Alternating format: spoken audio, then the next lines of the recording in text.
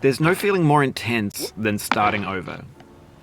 If you deleted your homework the day before it was due, as I have, or if you left your wallet at home and you have to go back after spending an hour in the commute.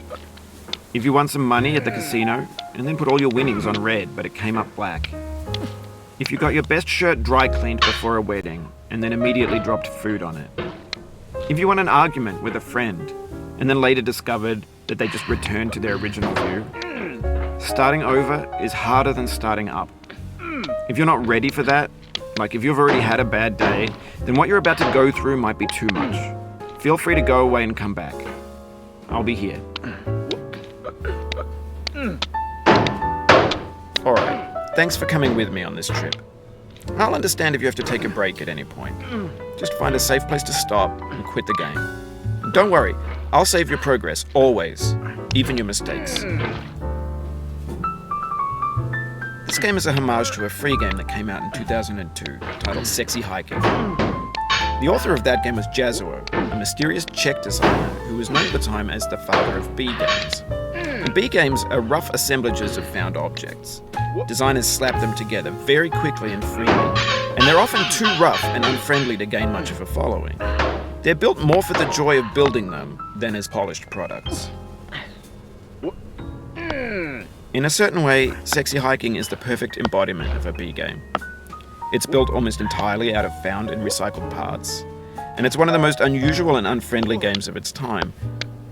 In it, your task is simply to drag yourself up a mountain with a hammer. And that act of climbing, in the digital world or in real life, has certain essential properties that give the game its flavor.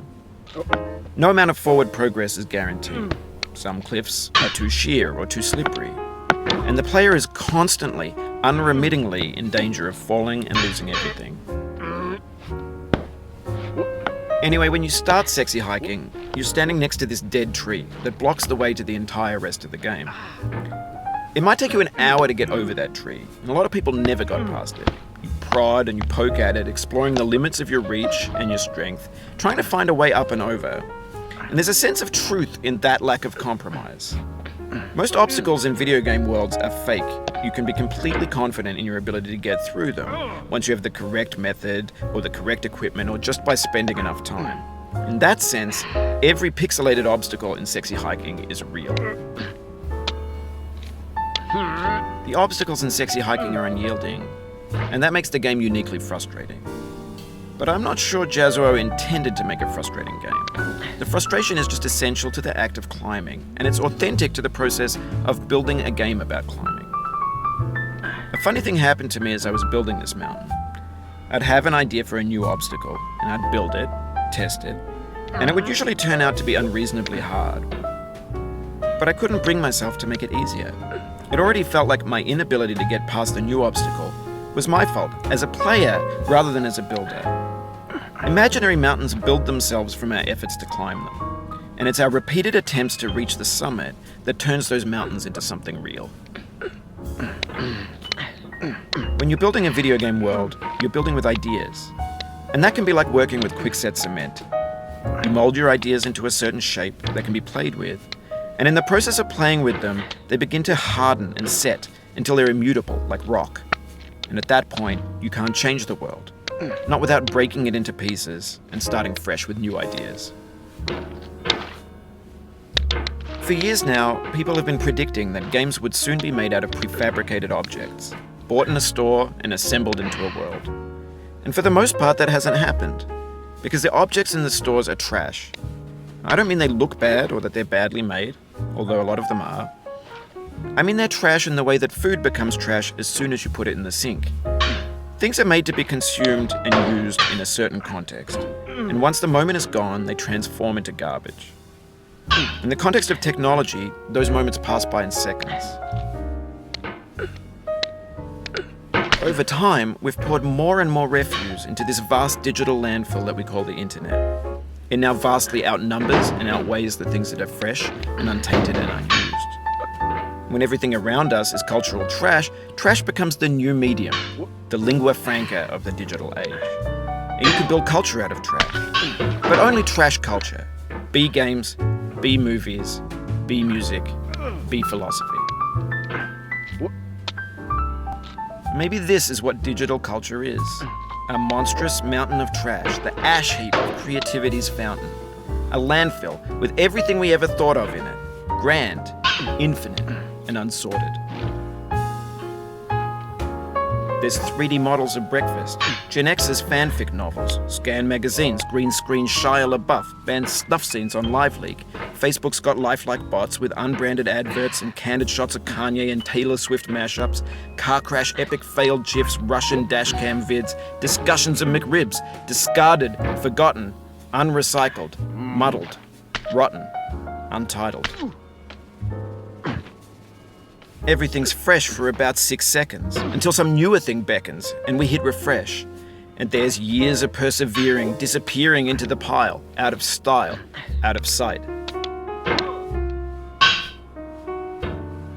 In this context, it's tempting to make friendly content that's gentle, that lets you churn through it but not earn it.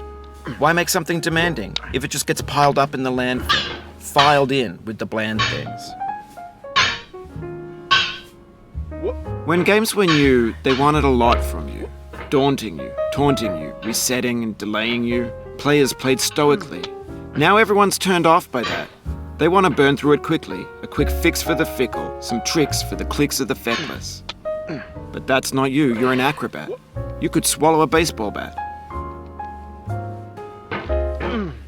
Now I know, most likely you're watching this on YouTube or Twitch, while some dude with 10 million views does it for you. Like a baby bird being fed chewed up food.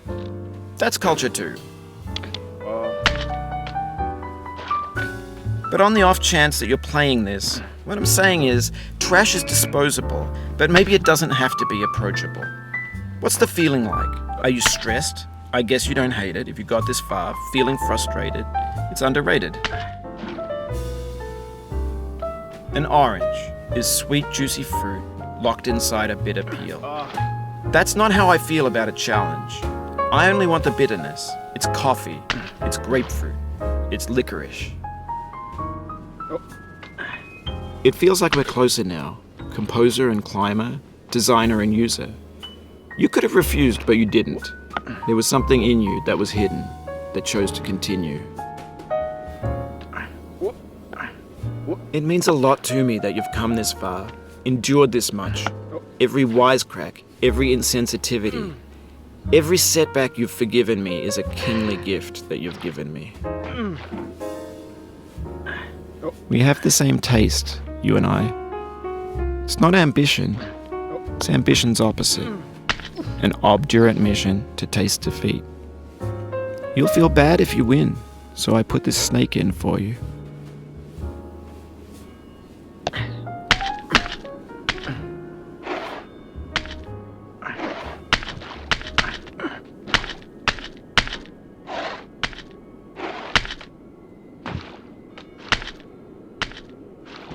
Have you thought about who you are in this? Are you the man in the pot, Diogenes? Are you his hand? Are you the top of his hammer?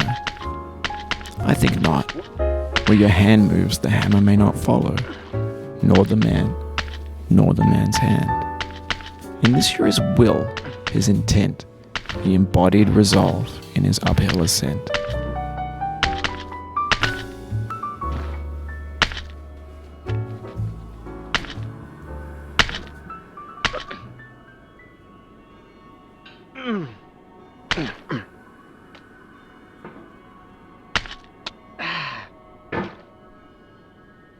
Now, you've conquered the ice cliff, the platforms, the church, and the rectory, the living room and the factory, the playground, the construction site, the granite rocks, and the lakeside.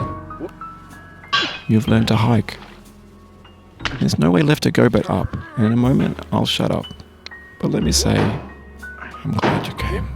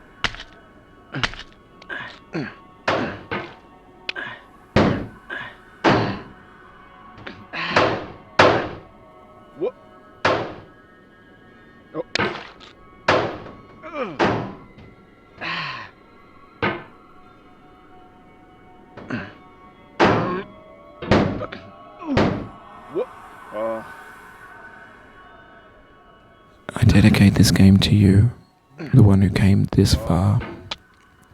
I give it to you with all my love. Mm.